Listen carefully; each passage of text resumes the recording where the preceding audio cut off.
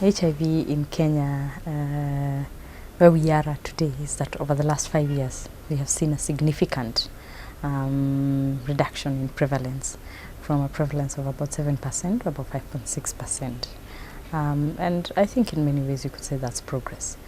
And we also have seen a huge increase in the number of people who are living with HIV who are put on treatment.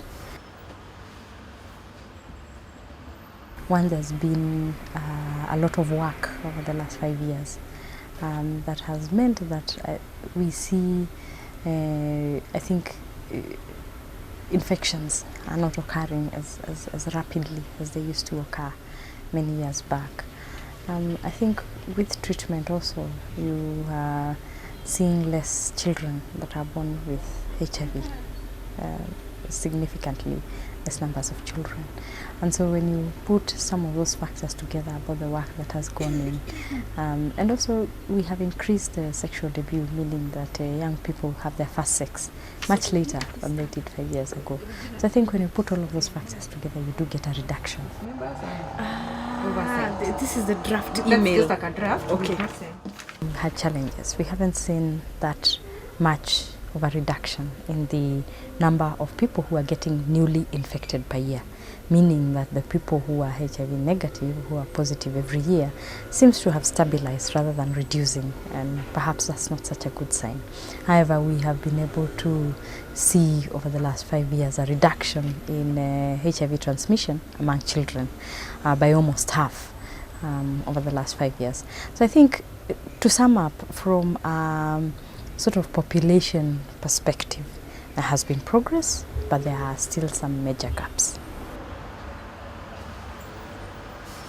Some of them are around access to services, some of them are around reach, some of them are around just perhaps retargeting. Where we are at now is that the gap that we have is how we actually put all of those new people on treatment, which brings me then to another gap, which is around financing. We have not been, as a country, we haven't made a very significant contribution.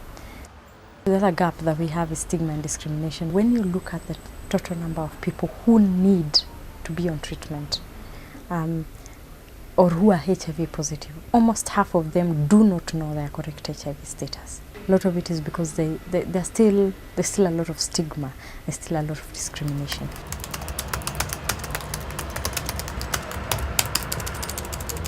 We are actually saying that we want a future where actually we have no new infections. No new infections, absolutely none, and that's a possibility. We have no AIDS-related deaths, meaning that anyone who is HIV infected already actually has the quality of life that they should have, and that they have the care that they need, and they are on the treatment they need, so they actually do not die of HIV-related illnesses. And then the third thing is we are looking at zero discrimination and stigma. And so getting to zero, yes, it is possible.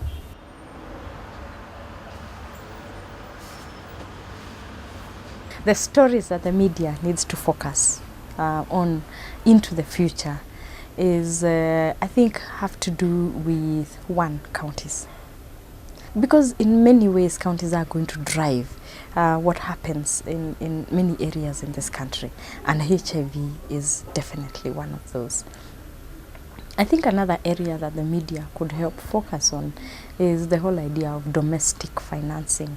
How does the media help us mobilize the resources that we need into the proposed HIV fund? The media need to be behind the sustainable financing agenda and keep it right where it should be in the public mind. I think the third area that I would like to say the media need to focus on is the area of stigma and discrimination. And this has many different angles. It has the angles around the different populations. We know that the populations that we serve are also populations whose activities are criminalized.